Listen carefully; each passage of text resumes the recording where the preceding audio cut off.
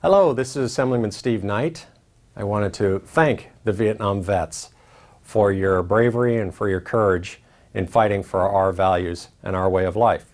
We passed AB 717 off the floor of the Assembly a couple of years ago, authored by our own Colonel Paul Cook, a retired Marine and a Vietnam vet.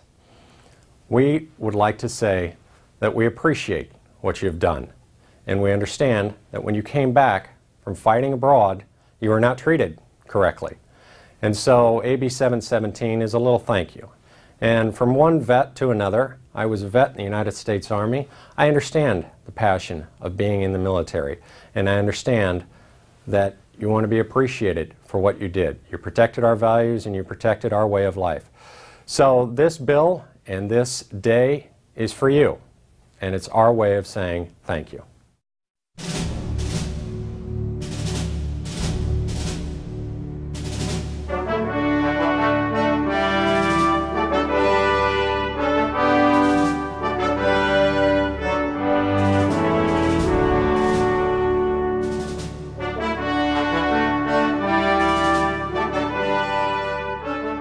Well, there's wars of necessity, and then there's wars that, well, all wars are bad,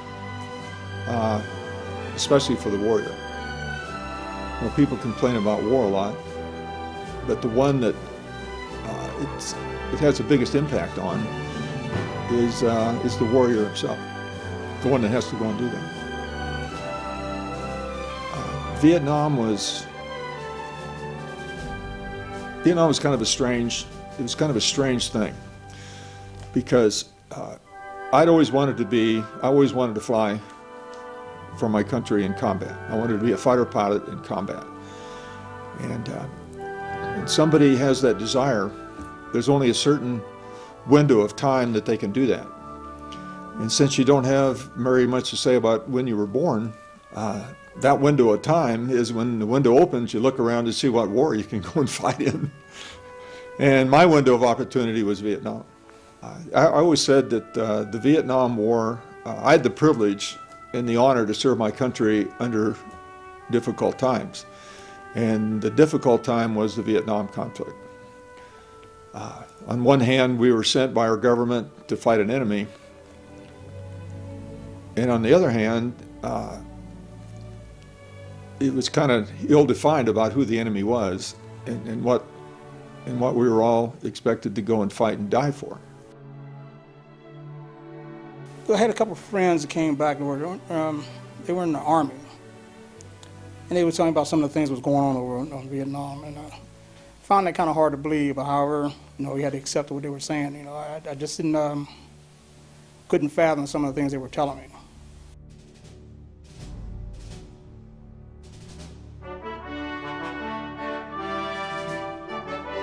What really floored me was on that ambulance ride back to San Francisco, to the Army hospital, crossing the Golden Gate Bridge. I had insisted on sitting up in the ambulance and looking out the windows. I was back in the States. I wanted to look around. And next to us on the Golden Gate Bridge was a station wagon with a woman driving along with grocery bags on the front seat.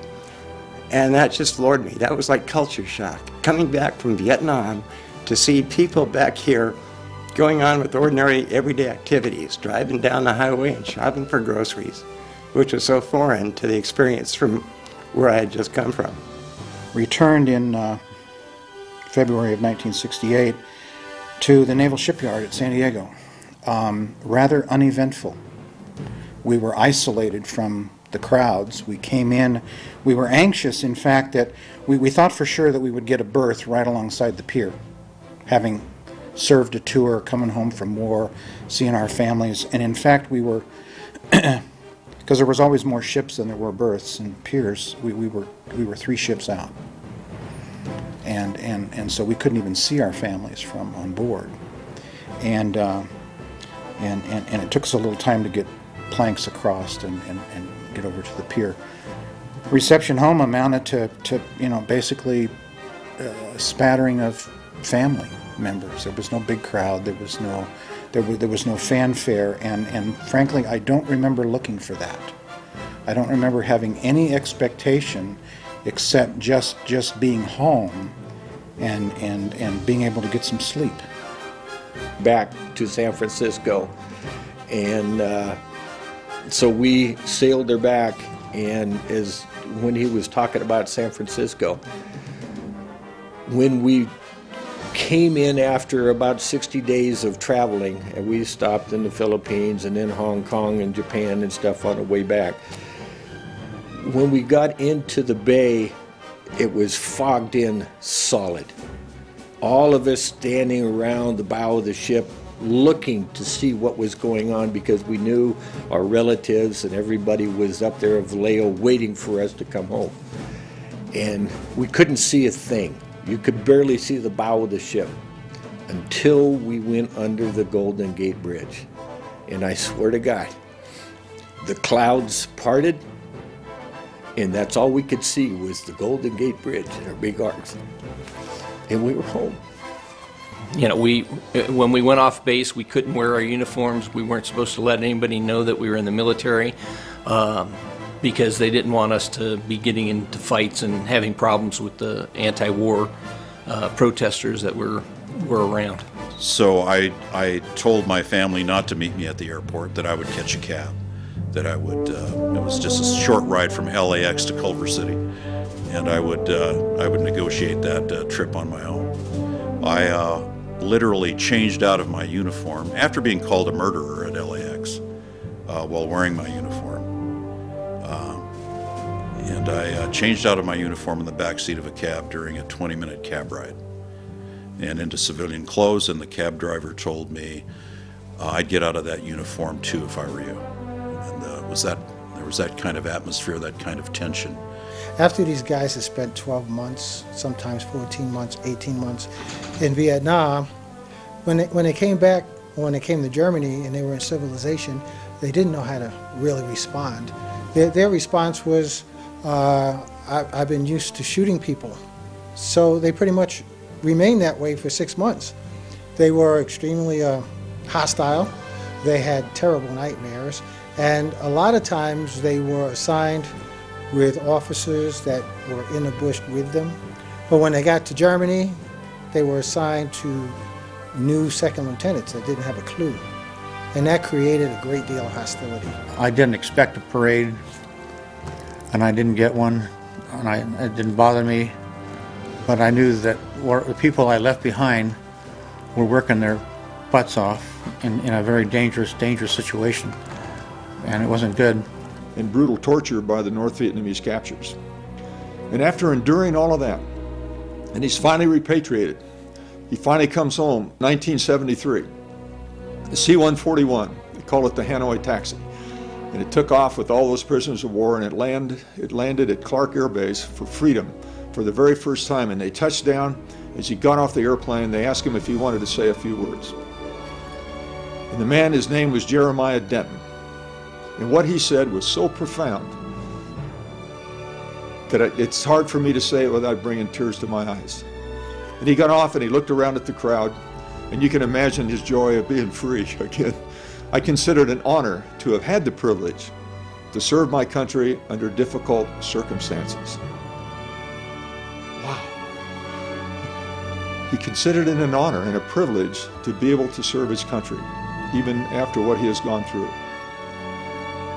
And to me, that epitomizes the American warrior. And as long as we have people like that